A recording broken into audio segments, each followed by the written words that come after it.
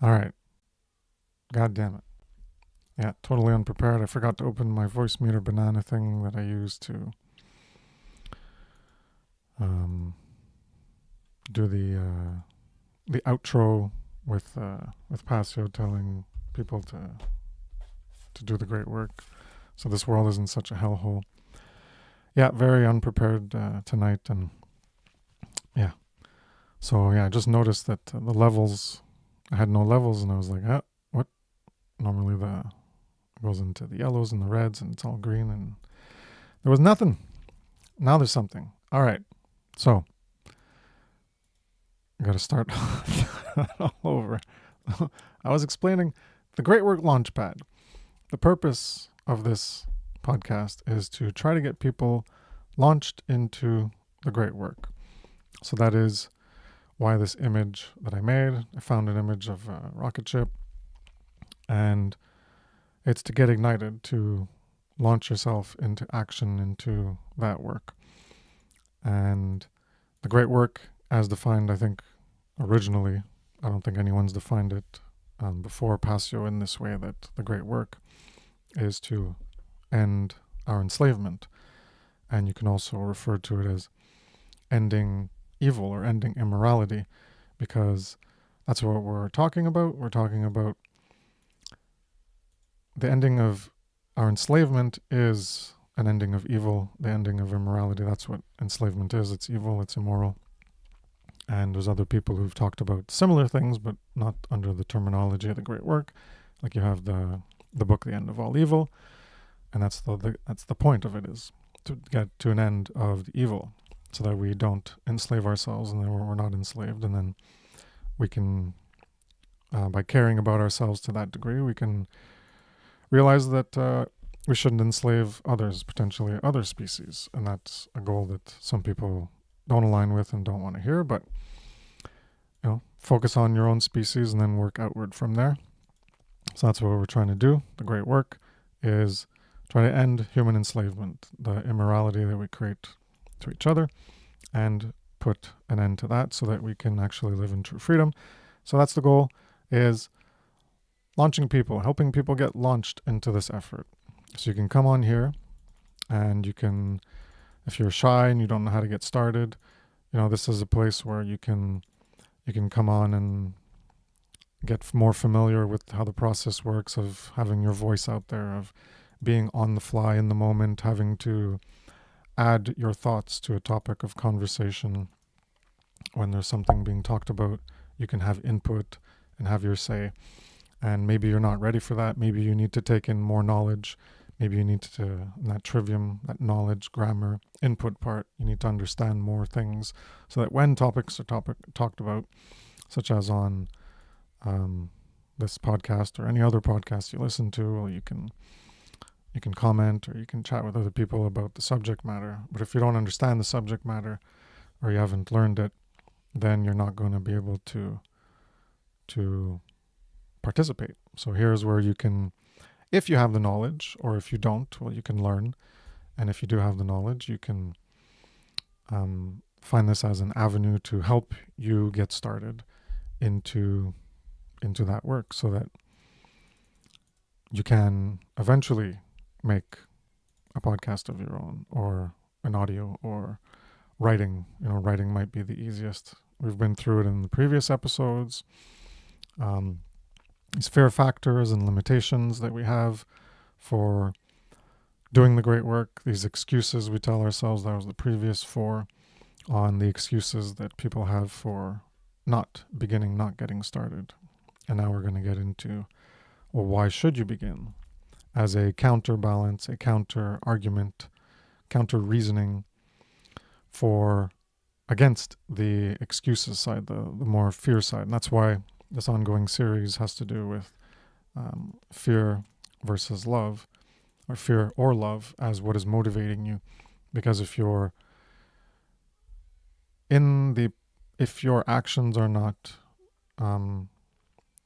towards doing the great work, towards ending our enslavement, towards ending the evil, ending the immorality, and you're not trying to figure out how to do that, so that means you're not even on the path to that as a goal. So you need to have it as a goal, and then you work on the requirements to be able to do that. So the requirements to ending our enslavement is moral education. Ultimately, at the highest level is moral education, because freedom depends on moral behavior. So the more people that are immoral, the more we get enslavement overall as an aggregate condition. So you have to have that goal. I want to end enslavement because I want to be free. And then to get to that goal, there's the requirements of doing the great work. And then there's requirements for doing the great work, which is having the knowledge, learning the knowledge, putting it out there. And that's what this podcast is about, is trying to help people get out there, put information out that can potentially reach other people. Not that it's going to guaranteed reach other people, but the potential is there. Because if you don't do it, then the potential doesn't even exist. People aren't going to have that potential. And the more people that do it, the more the potential for the content that can be accessed by people, as opposed to if there was only one person doing it, well, then there's only one person that everyone in the world can come across. But if there were 100 million people doing it, well, that'd be a lot more content for people to potentially come across, and more people being influenced and understanding this and working on themselves, doing the shadow work. Hence why this is shadow work 31, and fear or love, what was it, 13, 16. So it's an ongoing aspect of shadow work, of facing yourself and working on yourself to eventually launch yourself up into the great work. And I wanted to do something that I haven't done before, is do a little promo, as Mark Passio used to do. I don't know why I wasn't doing it. I was always just getting into the content. And so if you need the skills, you need to learn how to do things. You don't know how to get started. Like I said, this is an avenue for people who, they're not creating the content themselves, or they might be shy and apprehensive. Well, here you can get more familiar, more acclimated with the environment of having your face online. You don't have to go through the whole setup, and you can come on and speak your mind related to a topic, and that might help you gain the confidence. It's all about getting more confident. Maybe you're not confident enough to put out the work. And how to be the true media, how to become the true media, is one of those ways that you can learn these skills of confidence and how to use the technology, such as this streaming software. I learned this all without this course.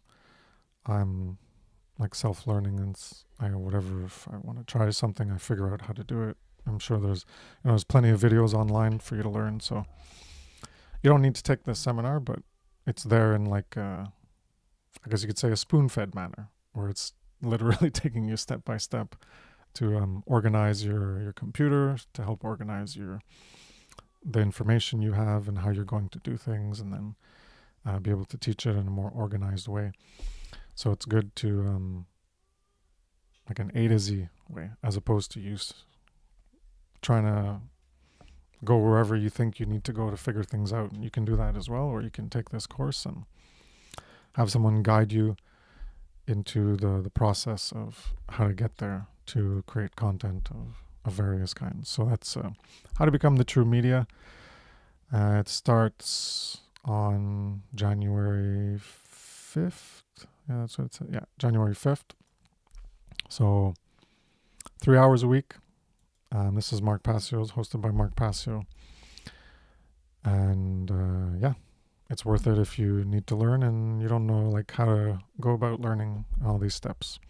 So you can take that and help you get on your way to rocketing up, launching up. So there was that. There's also the Freedom Under Natural Law Conference coming up, number 5. Yeah, funnel 5 here. So that's February 21st and 22nd, freedomundernaturallaw.com, titled Ignite Hearts and Minds. So to the event that will spark truth, love, and freedom. So that's another conference, igniting hearts and minds, trying to get people ignited. I'm sure, a lot of people will talk about trying to get people activated into caring more and getting into this type of work so that we can potentially have a chance at actually being free. Something that people might care about is being free as opposed to being enslaved or just pretend that they care about. So that's an upcoming conference beginning of next year. All right. Yeah. So, not organized as I usually am. Oh yeah, I don't even have the thing to join. So as I get this done, where is this? Yeah, I'll put on that background. I can talk about the background. This episode is why to begin. So as I mentioned, it's I think that was when I was muted. It's a corollary to the opposite of why people aren't started and the excuses that they give. And that's what we went through in the past 4 episodes on excuses, and is part of the ongoing series on truth. Sorry, I'm trying to do things and think at the same time. On love or fear, the ongoing series on love or fear, this is 16. And use your microphone. All right, got that set up. Yeah. So this image here, obviously most of my images now are AI generated. They make things look nicer. So why to begin as the corollary to why to not start and excuses for not starting. Now we're talking about beginning that pathway of love, of evolution to evolve our species, evolve ourselves to higher heights. So this image is we're at the beginning of a journey. And here we are at the beginning of a path, and we look forward. And it looks nice at the end, right? So the goal at the end is, hey, it's a nice place and we're living in true freedom. But we have to get there. And to get there, it takes work. That's hence the great work. That's why it's the great work. It's an arduous task. And that's what this is. It's an arduous path towards a goal. It's a journey. And there's an arduous path. So there's a winding pathway. It looks easy at first, but then there's the path disappears. And we're going down into rivers and valleys, and who knows what's there. You could encounter some dangerous predators or whatnot. And yeah, so that's why this image is here, is why to begin, because this is the beginning of the journey. We have a lot of work to do. Where we are collectively as a species is we are not very far. We're doing quite poorly as a species,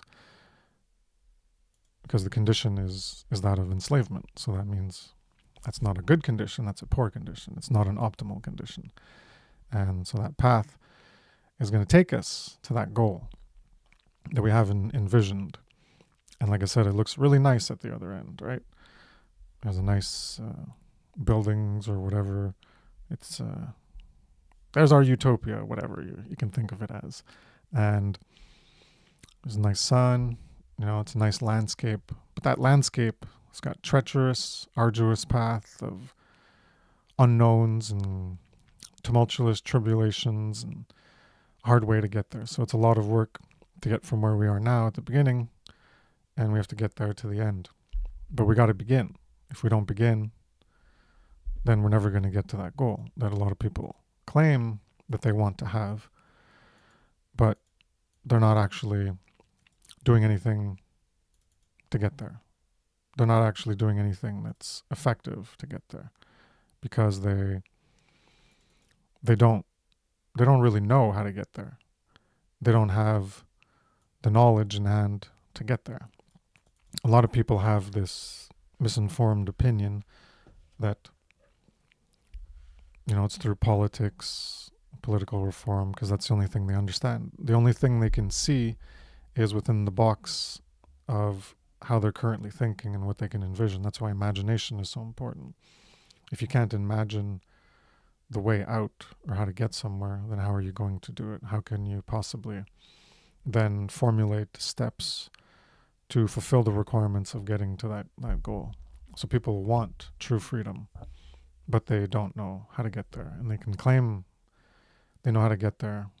And when they speak about it, you can tell that they don't know how to get there. And part of that is that knowledge of they don't even understand what freedom is. And again, we've maybe gone into that a bit here and there, but not as deeply. I have a presentation on Natural Law of the Science of Morality, part 2? 3. Part 3. Yeah, 3. Part 3 on freedom. Yeah, I'm pretty sure it's part 3. So Natural Law of the Science of Morality, part 3. Freedom, I go into freedom, explain it. You can go through Passio's work, you can go through other people's work to really get an understanding of what true freedom is, and that's the absence of enslavement. Enslavement is making false claims of ownership upon other people, whereby persistent false claims result in the condition of persistent enslavement and of duress, which is what we're living in now.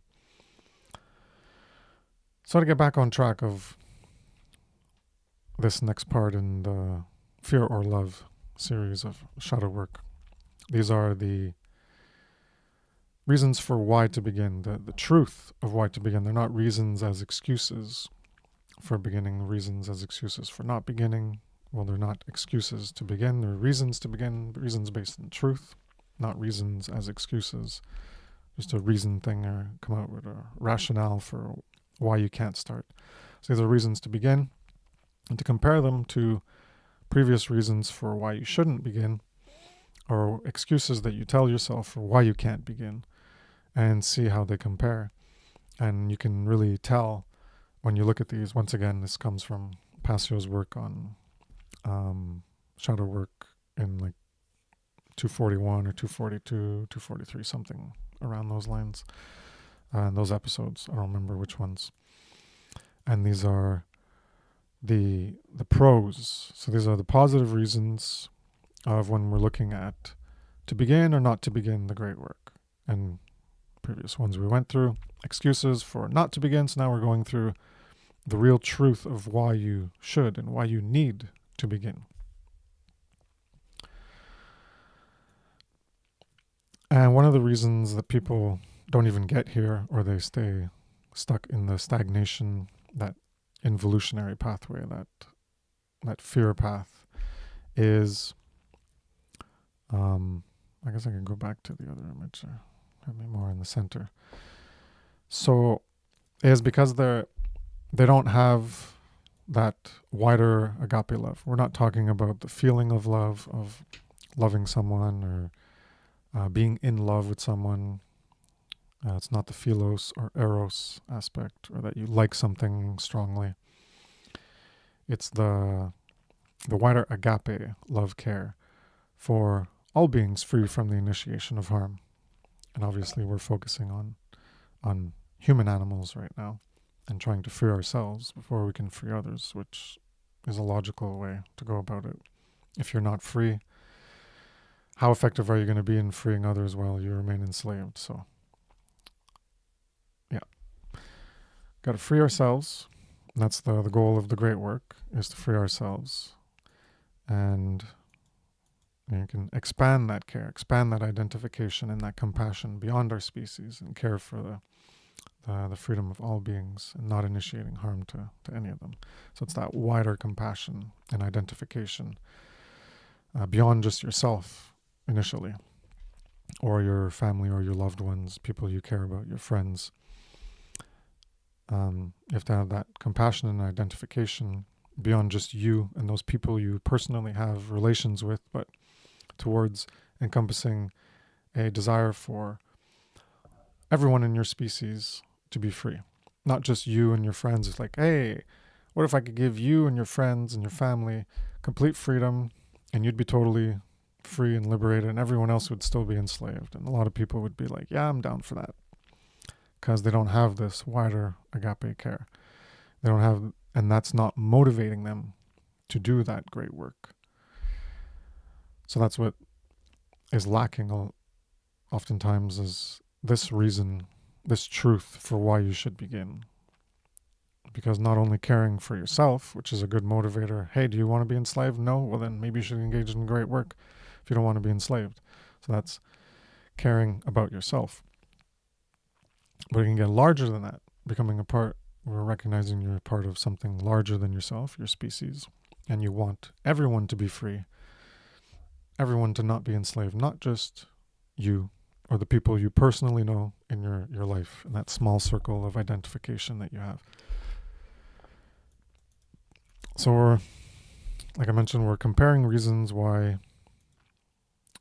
you aren't starting, or why you believe you can't start doing this great work of ultimately the moral education, what objective morality is, because without that, freedom is not actually possible. That's why it's the pinnacle, as I refer to it, the ultimate goal is that moral education. And there's lots of peripherals around that, like shadow work and psychology and knowing thyself. All that stuff is important. That's what's going to get you to actualize morality. And so we're comparing what we talked about previously as excuses compared to why you should and must and can be doing it. And you got to look at them honestly, and look at the BS fear side that we talked about, and maybe you who's listening to this identify with and relate to, and say that, oh yeah, I think like that. And we've already gone through those, so check those out. The fear of not having enough resources, of not having enough time, of losing things, losing relationships, losing a job, losing money, not having a skill set, not being able to write, not being able to do a video, not being able to do audio, not being able to, not thinking you're not smart enough, you're not good enough, things like that. So it's good to know how you might be lying to yourself in that aspect, so you can stop doing it. And then you can laugh at it as the joke of an excuse that it is when you look at the positives. And the positives we already talked about is, one of them was, that wider care. You're caring about, even that selfish care of caring about yourself as you, an individual, and what you want to do for you. So do you want to be enslaved? No. How are you going to end the enslavement? Well, the majority of people need to understand morality so they can stop being immoral if they are, and stop supporting immorality if they are doing that, and act together to put an end to immorality directly. So that's from a selfish perspective, because you're not going to get there on your own. The enslavement is an aggregate aspect. It's a collective. It's a sum total of everyone together. So another one is that, why would you do the great work? So in that is that, as I mentioned earlier, that to get to that state where you're actually free, to have true freedom, the great work is a requirement for that. And our world needs more people speaking. It needs more voices out there that are speaking the truth about morality and things like shadow work and psychology, and the things that can get us to accept morality and live morally and unify morally. And when you get involved in doing that work, then that work, as I said before, it's a potential that can help to awaken others. Not that it's a guarantee, but it's a potential that if you put the work out there, it can potentially reach other people, as mine has, as other people's have. And if I never put the work out there, then it would have never reached the people that it did, and it would never influence them to understand certain things, or understand them better than they heard them previously before, in more depth and more clarity. So essentially your public work, not private work, not talking to people one-on-one, you have to put it out publicly in a wide capacity.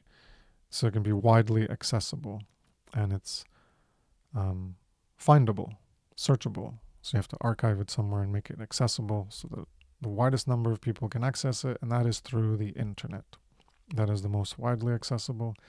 And I guess secondary to that would be in books, because you can print out a bunch of books and people can buy the books. So that's another one-to-many relationship where you don't have to be speaking to people individually.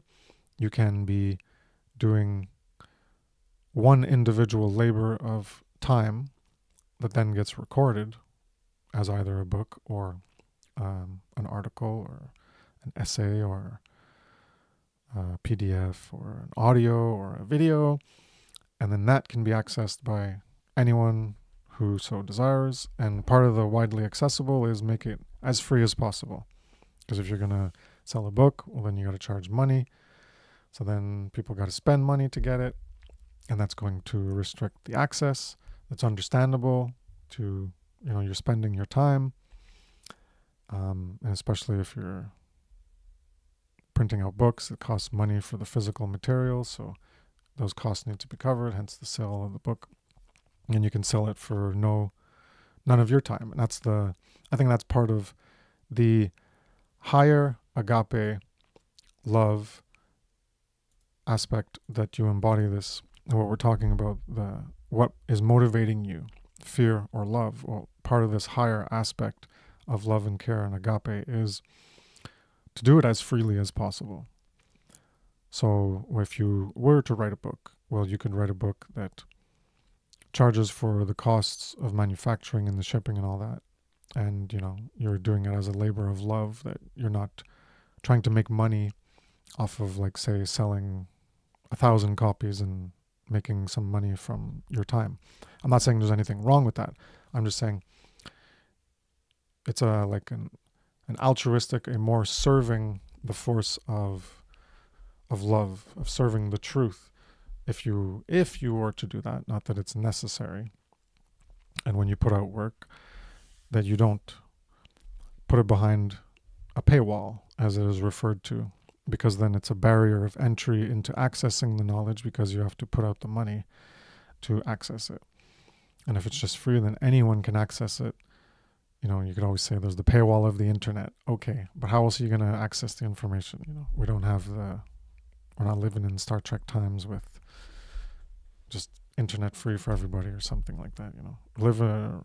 Recognize the world that you currently live in, and when you put it out, you can put it out as free as you can. So people are obviously going to need an internet connection, but you're not putting it behind a paywall, so that, like, hey, if you want this, pay to buy the book, or pay to get the video, or pay to get the audio. So the great work is a requirement for true freedom. The world needs more voices speaking the truth. Your public work will help to awaken others. And by doing this work, you are going to contribute to the effort of ending human slavery on Earth. You're going to contribute to it. You alone are not going to make it happen, but you're going to be a contributing factor. It's like, an equation or something, and you're a small part of that equation.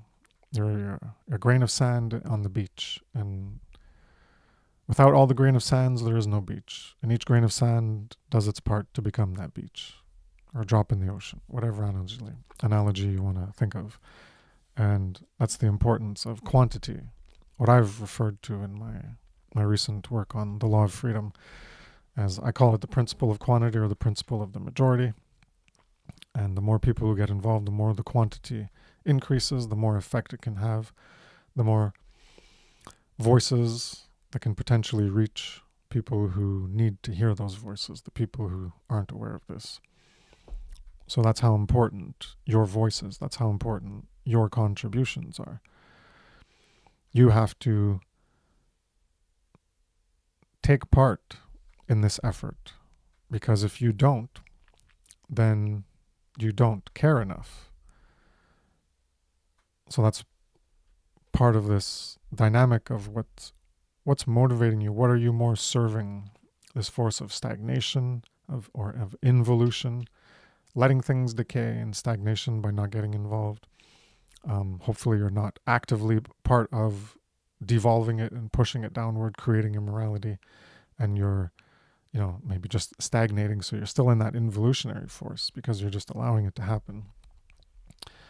And this is what I refer to in my work as a different type of wrong. It's not the wrong of initiating harm, but it's the wrong of letting harm continue to be initiated so that we continue to be enslaved. You're continuing to accept, tolerate, maybe even support and justify, but in the very least you're tolerating it because you're not doing anything to combat it, to counteract it. And that type of wrong, I've termed it immorality level 2, because it's in that force of involution. Because you're in that force of involution where you're allowing evil to continue. That's not an act of good. That's not a service to morality. It's not a service to good by doing nothing to put an end to evil, to put an end to our enslavement, to put an end to immorality. When you do nothing, you're in that involutionary force. You're hopefully not actively creating it, but you're tolerating it and allowing it by not doing the great work. Because right now that's the only thing we can do. You're not going to be a one-man army who's going to go change the world on your own by making people stop it. The forces of evil, as we could refer to them, are quite strong. And if you try to do that as a one-man army, you're just going to get squashed because you're not going to have the physical ability. We need moral unification to counteract the numbers of people who are immorally unified. So until we get to that point, and hopefully avert that point, if more and more people, this majority that develops, becomes embodying of morality, to be morally self-actualized, then we could avoid that entirely. Maybe not, but that's a good goal to aspire towards. And that's why doing the great work is serving morality, serving good, serving justice, serving what's right. And when you're not doing it, you're not serving what's right, you're not serving what's good, you're not serving morality. So it's an aspect of immorality, not of initiating harm, but it's in that you're not serving morality because you're saying, hey, immorality can continue. So you're being a lesser form of immoral. It's not an actionable immorality because you're not initiating harm. It's a participation where you're tolerating the harm, but it's not a participation where you're creating the harm. So that's something that my presentation, Natural Law, the Science of Morality, Part 4 on morality, I got into that really in depth to really explain it. Because when I first heard Passio say it, I was like, bullshit, this ain't true. And then I had to whenever I do that, I question, well, is it bullshit? How can it be true? I always have to think of what's someone saying? And my initial reaction is no, that's not immoral because it's not initiating harm, so it can't be immoral. So then I had to go through, it took me a while to try to figure out, well, what is he actually saying by immoral? It's not the initiation of harm. It's not that first degree level of immorality. But how can it be immoral? And it took me a while to mull it over and try to think of it. And then I finally came up with an explanation to get people to understand how, well, there's a first level of immorality, a primary immorality, and then there's a second level of immorality. And they're not the same types of immorality. Just like you can say 2 + 2 is 5 and it's wrong, but it's not the same type of wrong as murdering someone or stabbing someone, assaulting someone. See, there's different types of wrongs. We use words in different ways. And that's why there's immorality of how you're going to create evil. It all has to do with creating evil. And the other one is tolerating the evil, accepting it, potentially supporting and justifying it, even though you're not creating it yourself directly. Those primary evils, the primary immoralities.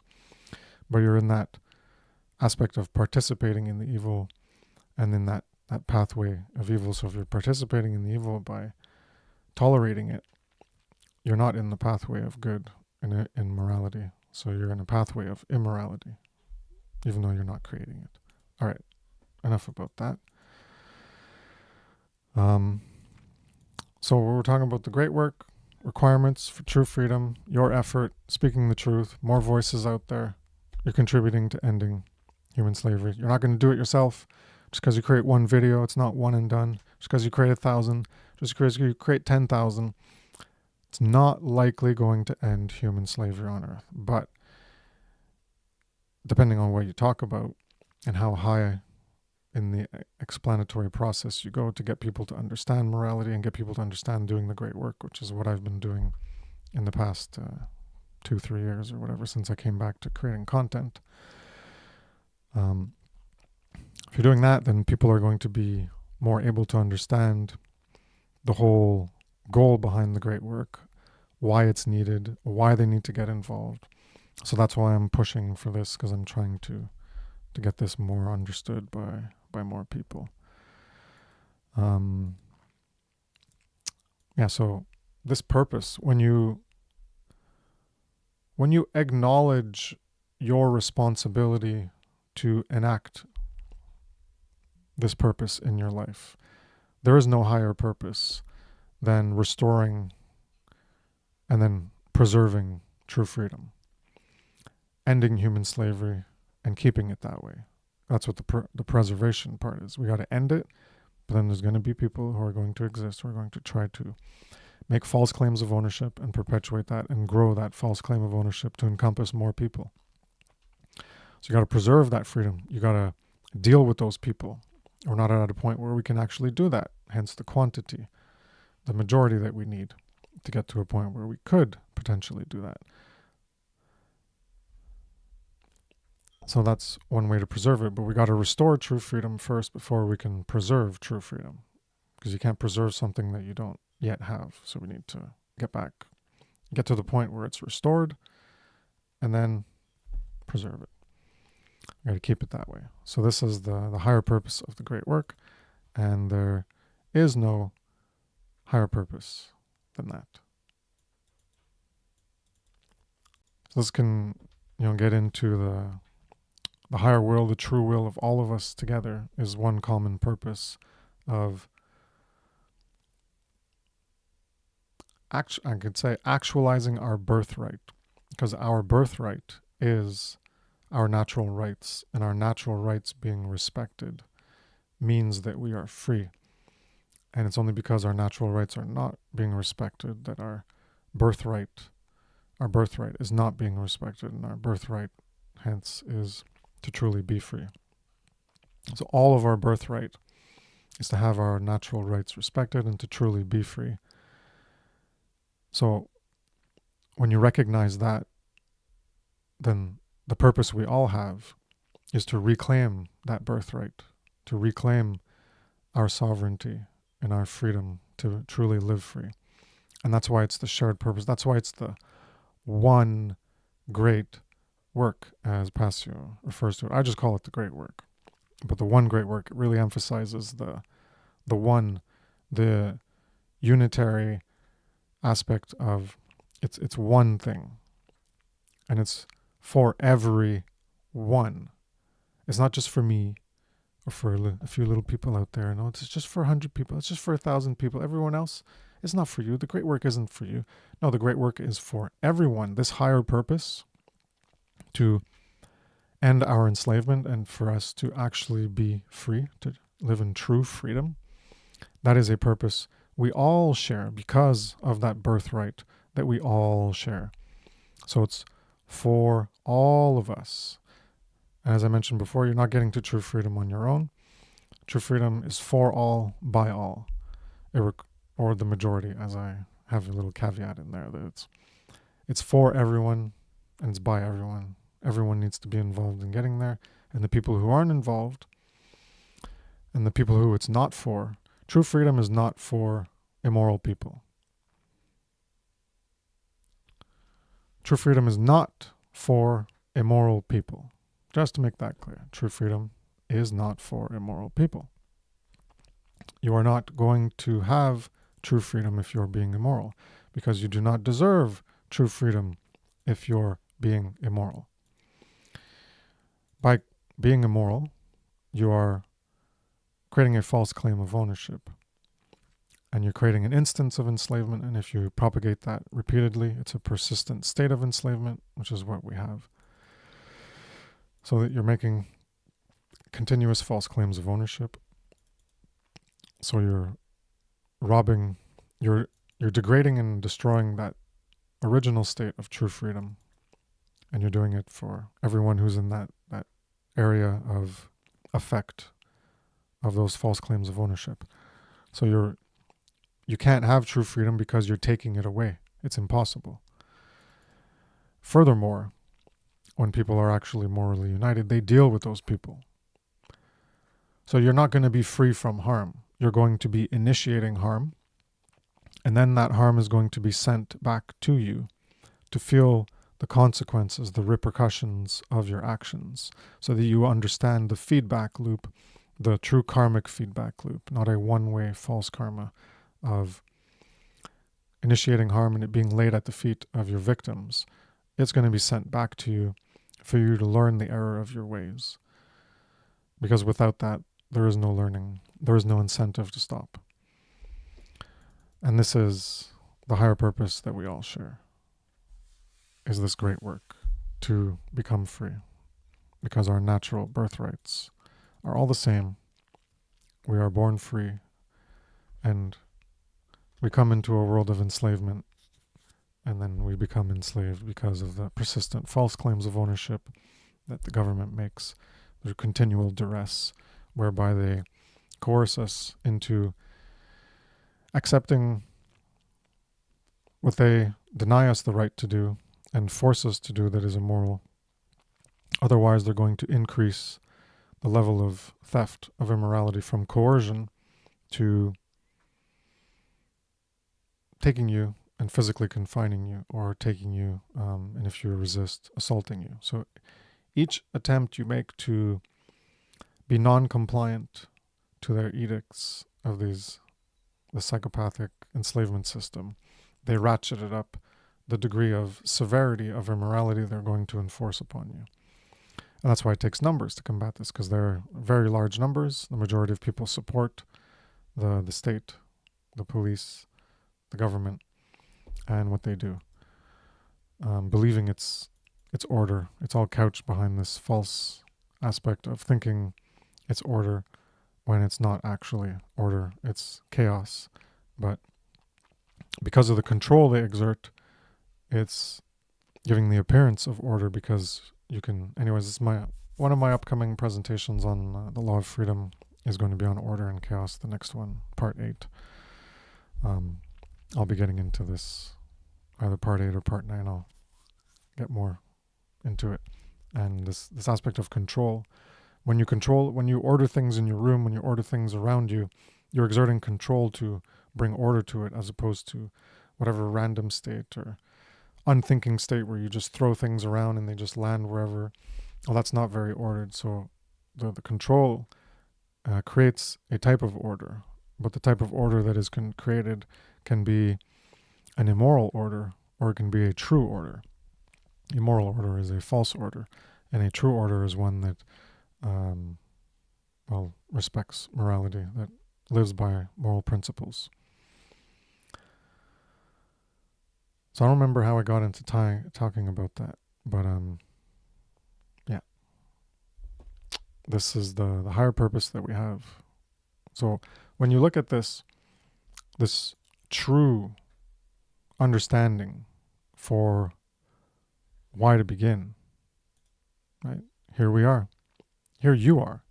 Some of us are further down the road, because we're doing the work. We're on the journey. We're on the path. We're doing the work to try to get to that end goal that we're trying to build. And like I said, we're building it together. Whether you're actively a part of it or not, what we are doing to try to get there, you're part of it. Even if you don't know it, even if you don't want to be a part of it, you're already a part of it. Because we're working from that higher aspect of love, that agape true care, more compassion and consideration, identification with others. We're all going to the same place. You just don't know it yet. You don't know that that's where you need to go. A lot of people, they don't even know that that's where they need to go. That's where the work they need to do is going to lead them to. And that's where we're trying to get everyone there, in a place of living morally, so that we can get to that, a new kingdom, a heaven on earth, call it what you will, utopia. I don't really like that term, because I think it means nowhere, right? I think the term utopia actually means nowhere, so it's a bad term to use. If you look at it, what it actually means, it just means nowhere. So yeah, I'll stop using that word. But the general idea is that it's a nice place. I was reading, there's a book my 2-year-old got when he went with his mother to the library in our small town, and it was a word tree.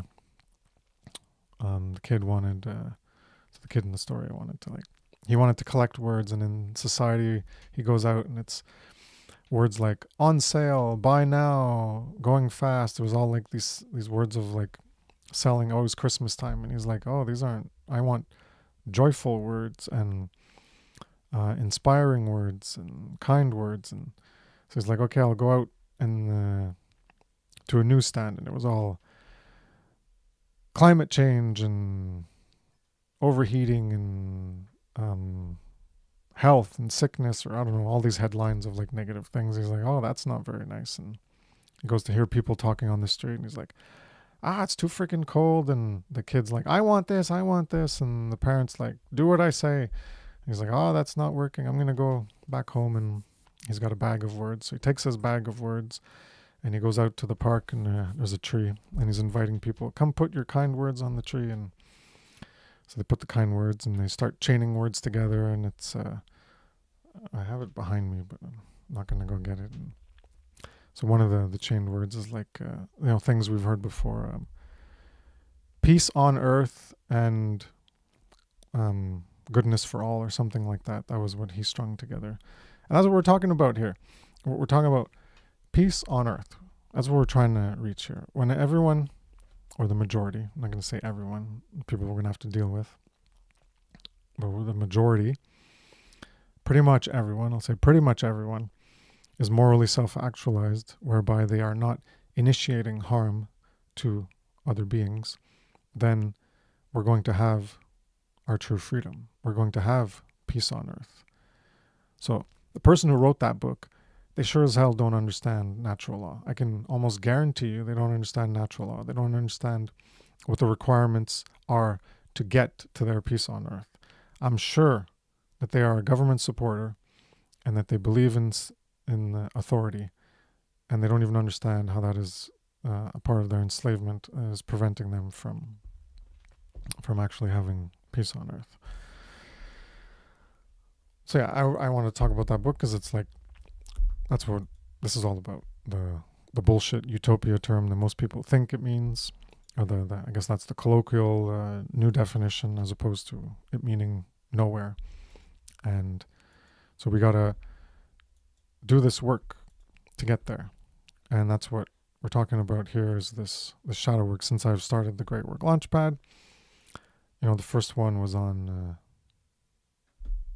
initiation. I don't remember what the first two were on. It's been too long. But starting from episode 3, it was facing the mirror. I forget what I called it. Barriers to initiate. Yeah, the first one was like initiation, or how, and then the second one was how we got started. Me and Brandon talked about how we got started, how we became initiated. And then it was the first original title was Barriers to Initiation, Facing the Mirror, and then I just truncated it all to just shadow work after that. And that's 31 episodes now, is this whole point of shadow work. So we got to do the work on ourselves, because it's part of the way to get there. So we're talking about the great work, right? Great Work Launchpad, yeah, external, do things external. But the first part of that is working on yourself, hence the shadow work. Hence the aspect of what is motivating you. The more of the fear side, more of the force side, more of the love. I don't know why I said for fear or love. And it could be a mix of both. And the goal is to work on yourself to get yourself more aligned with the love side as opposed to the fear side. And so that you can get more onto that positive path of creating this optimal outcome for ourselves, which is, getting to that end, that journey. The journey we're on is to get somewhere. We're not on a journey just to go nowhere. The goal is at that end is the kingdom of heaven, etc. You call it what you want. Peace on earth, kumbaya, whatever. And that's where we're going. And to get there, you got to work on yourself. That's why this is Shadow Work episode 31. Going through, I went through Passio's work and try to consolidate it and do this. This whole series is based on getting people to do the work on themselves so that they can do the work to create this. And if you haven't done the work on yourself, how can you possibly create it? If you're still creating immorality, then you're not going to be able to create a moral world. You have to change yourself first before you can change the world. And there's that famous picture, I think it's like Dr. Seuss? No. Well, that's related. The Lorax, unless you care a whole awful lot, things just won't change. They won't. So you have to care for things to change. And part of that caring is to work on yourself. There's that image of like the guy standing up and who wants change? And everyone raises their hand in the crowd. And then he says, who wants to change? And then everyone puts their hand down and some people start walking away because people don't want to do the change themselves. That's why the dialectic of political parties and seeking a ruler external to yourself and supporting authority, because you want them to do the work. You want them to be in charge with changing the world. You want them to be, hey, we're going to get government and we're going to vote people in power and they're going to tell us what to do and they're going to control us. And then they're going to punish us when they make up ridiculous rules like you can't drink or you can't smoke or you can't do this and you can't do that. And then they're going to punish us. And yeah, that's how we're going to get to free. We're going to get here. We're going to get to the end here. We're going to get to our peaceful world by living in a system like that where these people just create fake laws in competition with the true laws of the universe. And they're like acting like gods where they can be, hey, I can create laws too. There's laws, I can create laws. That's supposed to be something that's objective and true in the universe, but hey, I can just make them up and then I'm going to make you follow them. And hey, have fun with that. Because you know where that's going. I'm taking you there. You don't have to do any work. You see that? That's a nice place. Well, that's where I'm taking you. I'm a politician. I'm an authority. And I'm part of that. I'm a police. I'm the military. I'm part of that. I'm doing that work to get you there. Don't you know? Stupid person, you sheep. Jeez. I'm the one doing the work to get you here. You should respect me more. You should like me more. You should praise me more. I'm doing the work to get you here as a part of this authoritarian system. Don't you know? Don't you know that's what's happening? Is you don't have to do any work. You just sit back, sit in the cart, and I'm going to pull you there. All of us in authority. We're the ones who are actually going to create that nice little world at the end. We're going to bring peace on earth. Don't you worry about it.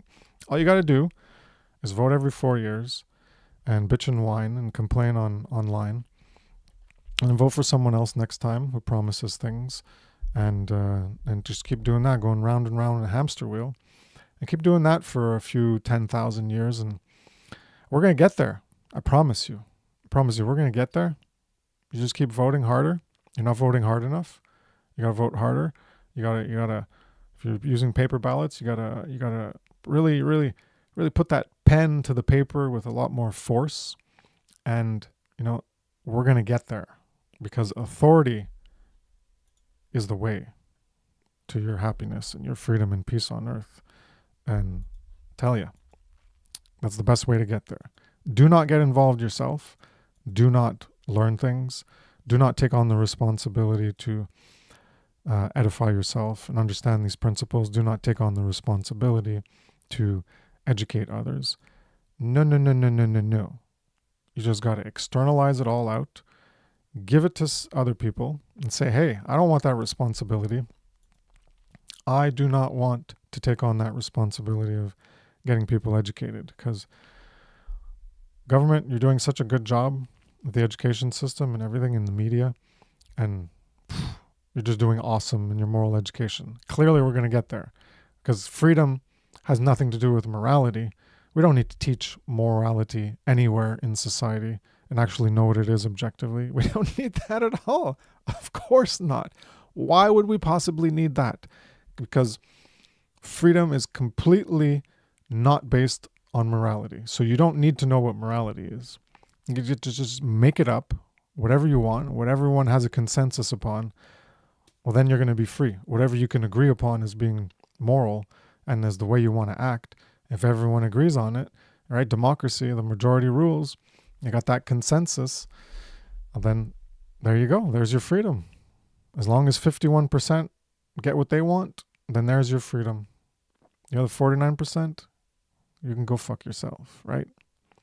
51% decide, and that's the way it goes. Or 30%, 31% versus 30%, and the other 35% didn't vote because they don't play the bullshit game of voting in politics. And then even there, then it's even worse, because it's not even a majority of the people. It's only of the majority of the people who voted, which is a smaller percentage than the majority of everyone together, because there's a lot of people who don't vote, don't play the bullshit game. And yeah, that's how silly things are, that people don't think about this, they don't understand it, and they just keep playing the game because that's the only thing. They're stuck in a box. That's their imagination.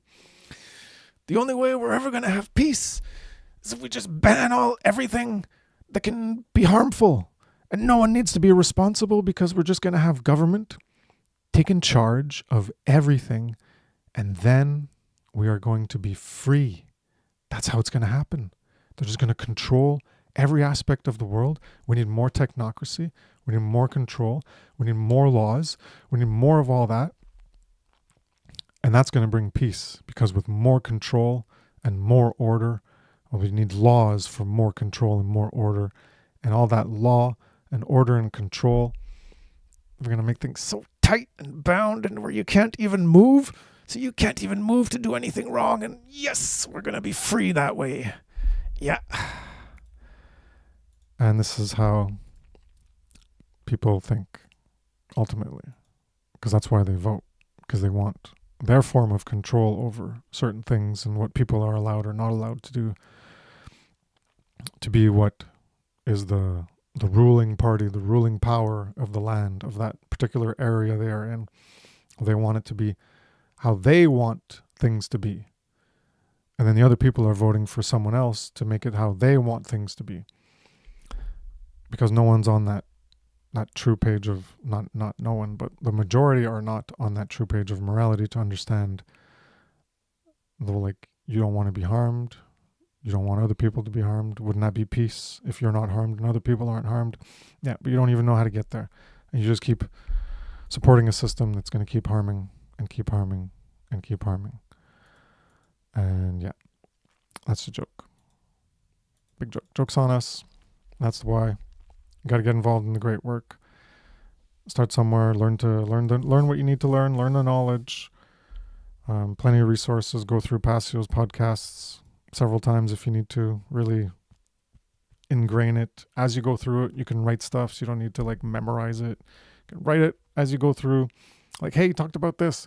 Okay, let me remember. Okay, let me go back and re-listen to it. And you write it down. You write an article, write an essay, do something. Start from there.